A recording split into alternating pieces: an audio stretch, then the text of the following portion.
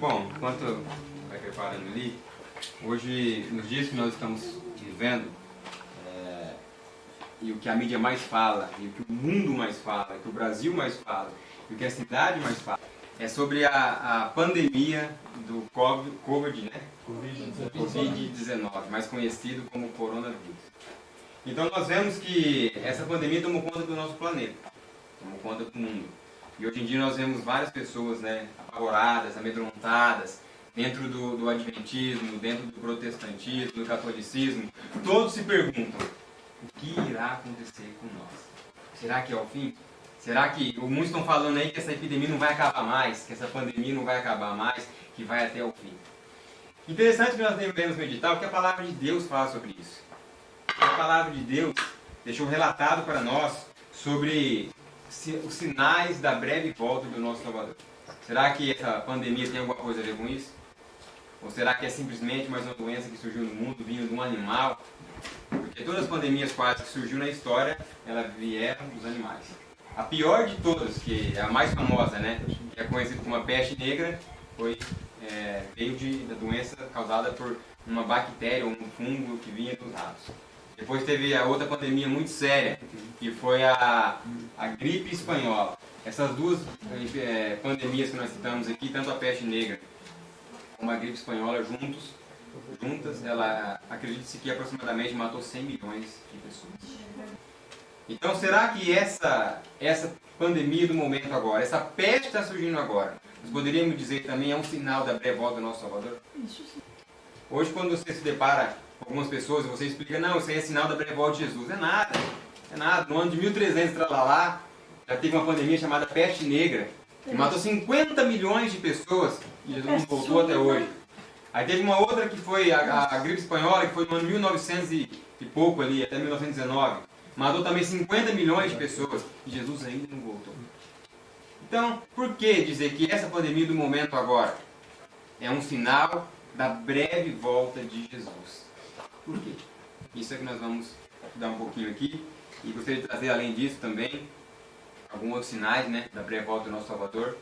E como nós devemos nos comportar frente a esse acontecimento do momento agora. Se isso é profético, se isso não é. Se Jesus está voltando realmente, nós podemos acreditar que isso é mais um sinal da volta de Cristo ou não. Irmãos, o tema do estudo que eu gostaria de trazer essa manhã é a decisão final. Primeiramente, eu gostaria de dizer que essa decisão é tua. Ela não é nem de Deus nem do diabo, ela é tua. Deus fez tudo para que você decidisse se arrepender e voltar para os caminhos de Deus. Ele mandou Jesus vir aqui na cruz do Calvário para reconstruir a ponte que tinha ficado entre o ser humano e Deus através do pecado. Ele veio aqui viver uma vida de honestidade, sinceridade, fidelidade. Ele veio aqui mostrar qual é o caminho que você deve andar. Só que a escolha é tua, se você vai andar por esse caminho ou não. E do outro lado tem o inimigo, que é Satanás, que tem feito tudo para você desanimar. Tem colocado na sua mente, colocado no seu coração vícios, gostos e opiniões e opções totalmente ao contrário do que aquilo que Jesus pede para você fazer. Eu gostaria de dizer para você que em primeira instância e em última instância, você só vai se salvar, só vai se perder se você escolher. A decisão é tua. O diabo, ele não pode forçar você a pecar. Ele vem te tentar. Mas forçar você a pecar, ele não pode. E da mesma forma que Deus não te força a entrar no céu. Ele veio, trilhou o caminho, abriu as portas para você, está assim, ó, de braço aberto. Fala, filho, volta. Vem para o caminho do Pai. Vem para os braços do Pai. E Ele está nos esperando. Deu a oportunidade. E o nosso Deus, Ele é maravilhoso e Ele é misericordioso. Porque todos esses acontecimentos que nós estamos passando aqui, irmãos, que nós estamos vendo ocorrer e acontecer no nosso mundo, não caiu de paraquedas. Já estava relatado o que aconteceria. Agora a questão é, nós vamos ouvir o conselho de Deus ou não? A decisão final. Cada um vai decidir individualmente. Não é pai que vai decidir por filho, não é filho que vai decidir por pai, não é esposo pela esposa e não é a esposa pelo esposo. Claro que você, como chefe de família, tem o dever. Eu falo para você também que está nos assistindo pelas redes sociais. Tem o dever de tomar a decisão de levar a sua família, de levar os seus filhos, de levar a sua esposa para o lugar mais apropriado, de proporcionar para eles um ambiente mais adequado, para que dessa forma eles possam resistir às tentações e também estar procurando, de uma forma mais abrangente, buscar a Deus e também o caráter possa ser transformado a semelhança do caráter do Filho de Deus, né? Deixa eu testar aqui o aparelhinho. Tá. Que sinais antecederá a sua vinda, mestre? Isso perguntou os discípulos para Jesus. Que sinais antecederá a sua vinda? Que Jesus respondeu: porquanto nação se levantará contra nação, e reino contra reino, e haverá em muitos lugares enormes terremotos, epidemias horríveis e devastadora falta de quê? De alimentos. Então sucederão eventos terríveis e surgirão poderosos fenômenos celestes. Então aqui quando o discípulo questionou Jesus, quando o Senhor voltará? Quando que esse mundo vai acabar? Para aqueles que estão estudando as profecias, né, Daniel 2, a pedra, quando a pedra vai vir, vai formar um grande monte e vai se tornar um império celeste. Quando isso vai acontecer, Jesus? Quando? E ele respondeu: olha, vai demorar um pouco. Primeiro vai ter que vir, vai se levantar nação contra nação, reino contra reino, vai ter pestes, epidemias, né, horríveis, devastadora falta de alimento. Nós hoje estamos vivendo, irmãos, um momento de epidemia, horríveis. Mas se nós voltarmos um pouquinho atrás na história, fazer uma retrospectiva, nós vamos lembrar que há pouco tempo, o Jair está aqui, ele é caminhoneiro, ele vai lembrar de uma greve que existiu. Vocês também sabem dessa greve. E vocês lembram que o pessoal chegou a brigar para pagar R$10 quase no litro de gasolina. O supermercado estava acabando as comidas, o povo estava ficando em desespero. As pessoas das grandes cidades estavam ficando apavoradas. Irmãos, isso foi uma pequena greve. Nós estamos agora, desculpe a palavra, os que estão nos assistindo, para vocês também, vivendo uma minúscula pandemia, comparada às que teve no passado, isso é minúscula. E todo mundo está desesperado, apavorado. As pessoas estão indo no supermercado e comprando mais do que necessita. Por quê, irmãos? Porque todo mundo teme a falta de alimento. Todo mundo tem medo que falte o alimento na sua estante, na sua casa. E Jesus, Deus, já pensou nisso há muito tempo atrás. Quando Ele disse para mim e para você que haveria epidemias e devastadora falta de alimentos. O Espírito de Profecia, através da profeta Ellen Goldwhite, relatou para mim e para você que haveria um tempo que nós deveríamos deixar as cidades para pequenas e depois das pequenas ir para o campo. Nós sabemos que esse tempo já faz muito tempo. E nós necessitamos de fazer uma reforma na nossa vida. Agora, outra questão importante. Adianta eu sair da cidade para o campo e viver como se estivesse morando na cidade? Não. Deus quer que eu vou para o campo para plantar as minhas frutas e as minhas verduras. Deus quer nos ensinar isso, a você produzir para quê? Para que você não fique tão apavorado com a falta de alimento. Então aqui relata para nós que haveria alguns sinais antes da breve volta do nosso Salvador. Em Mateus 24, capítulo 24, no versículo 32 e 33, fala assim: aprendei, pois, esta parábola da figueira. Quando já os seus ramos se tornam tenros e brotam folhas, sabeis que está próximo o verão. Igualmente, quando virdes todas estas coisas, sabei que ele está próximo às portas. Então, como eu relatei, essa pandemia não é a maior que existiu. Teve pandemias muito maiores do que essa. Agora, irmãos, por que não acreditar, ou por que acreditar que essa enfermidade, essa pandemia, é um dos últimos sinais que Deus tem dado para nós se preparar e abandonar as cidades, e não só abandonar as cidades, procurar uma transformação de caráter e transformação de vida. Porque se nós pegarmos a cadeia de acontecimentos que hoje estão englobando o nosso mundo, nós vamos ver que é claro, é nítido que Jesus está voltando e que Jesus está às portas. Hoje nós estamos vendo enfermidades, nós temos essa pandemia, nós temos a AIDS, que destrói, nós temos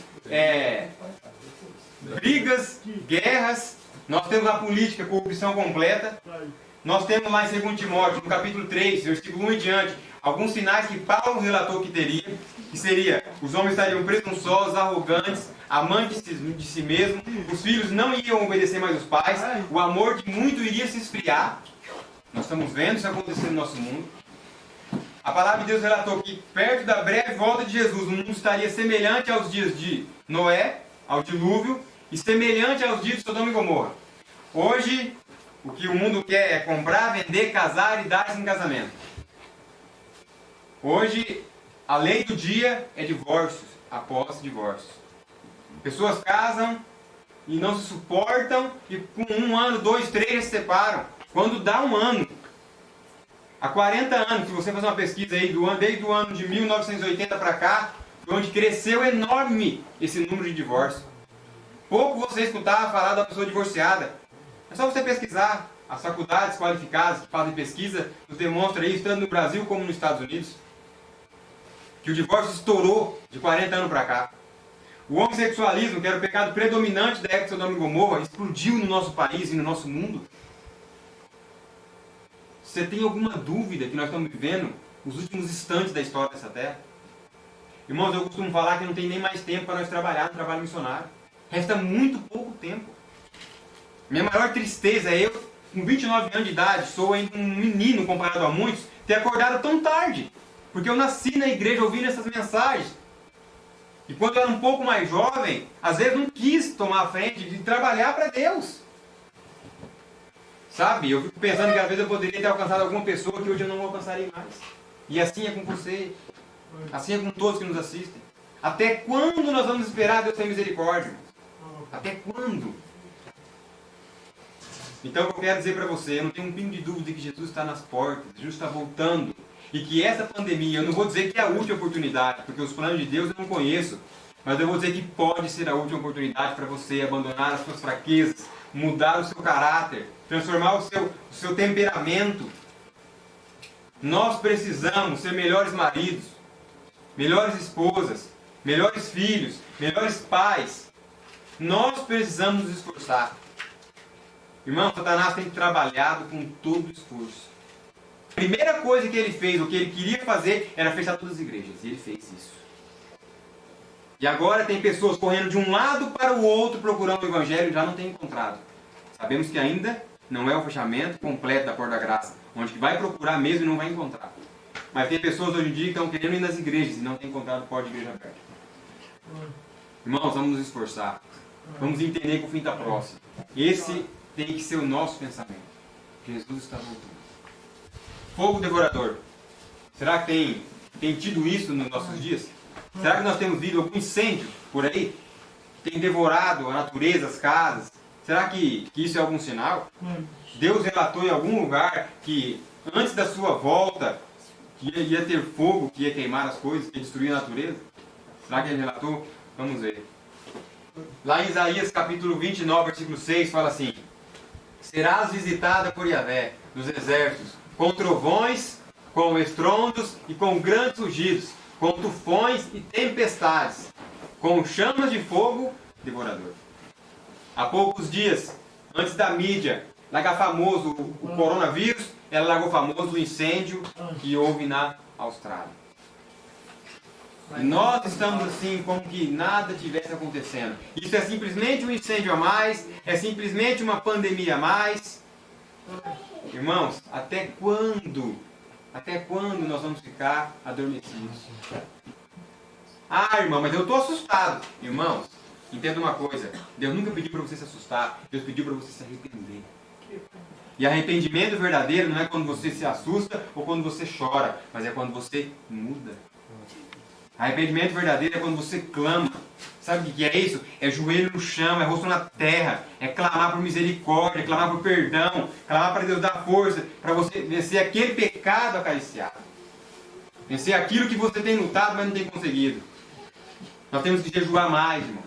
Se reunir mais, meditar mais, clamar mais, desacelerar um pouco a correria do dia a dia que tem tirado o nosso foco, tirado a nossa ambição por ter um caráter semelhante ao caráter do nosso Senhor. Irmãos, nós estamos fracos. Muitas vezes nós estamos sendo dirigidos por ventos de acontecimentos que nos odeiam. Aqui na minha casa tenho vontade, tenho desejo de ser firme, de ser fiel a Deus. Aí eu vou na casa de algum irmão, de algum amigo, as circunstâncias do momento faz com que eu caia. Pela conveniência, por eu não querer ser chato, eu acabo tomando decisões erradas e pisando nos mandamentos de Deus. Mas convém agradar a Deus do que ao homem. Nós precisamos nos transformar. E Jesus, Ele está de braços abertos hoje, falando, filho, eu quero te ajudar. Deixa eu dirigir sua vida. Deixa eu guiar o seu caminho. Deixa eu te mostrar como você tem que ser, o que você tem que falar, como você tem que ser amável, bondoso, cortês. Como é difícil nós sermos assim. Eu fico vendo o jovem Daniel, Deus abençoe que você seja assim depois que você casar, meu irmão. Deus te ajude, te proteja, te guie esse caminho. Porque quando nós queremos conquistar, nós temos uma lábia e uma maneira que ela é maravilhosa. Agora, infelizmente, depois quando está junto ali, as circunstâncias do dia a dia, o próprio Satanás querendo destruir aquela família que já se formou, se torna mais difícil. Os filhos, quando são pequenininhos, igual a minha filha ali, que maravilha, que bênção. Mas como seria bom se eles não crescessem? Como seria bom? Ou como seria bom se eles obedecessem? Se nós, pais, fôssemos educados para depois podermos educá-los, instruí-los dentro dos caminhos que eles devem andar. Que nossos filhos olhassem para nós e vissem nós mais com a Bíblia na mão do que com o celular. Se nossos filhos olhassem para nós e vêssemos nós mais orando do que reclamando. Como seria diferente, irmãos?